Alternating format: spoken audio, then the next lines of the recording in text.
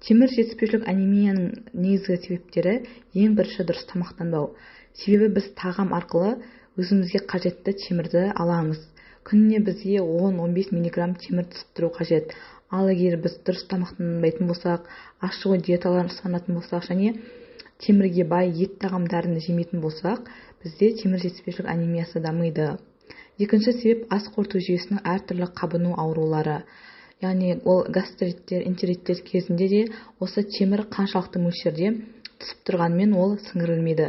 Сондай-ақ бұл жағдай асқазанның бір бөлшегін алып тастаған немесе асқазанын алып тастаған адамдарда да осындай себеппен темір сіңірілмейді.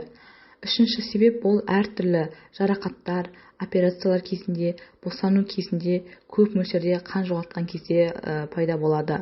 Сонымен қатар геморрой кезінде де көп мөлшерде ұзақ уақыт бойы қан кету пайда болып, анемияға алып келеді. Одан кейінгі себеп ол қыз балалар мен әйел балаларда болатын етеккірдің ұзақ уақыт және көп мөлшерде келуі. Сонымен қатар жатыр миомасы, эндометриоз сияқты ауруларда да көп мөлшерде қан кетеді. Және жүктілік кезінде, сонымен қатар бала емізу кезінде де организмде темір жетіспеушілік кездеседі. Және тағы бір себептері ол алкоголь қолдану және әртүрлі дәрі-дәрмектер қолдану.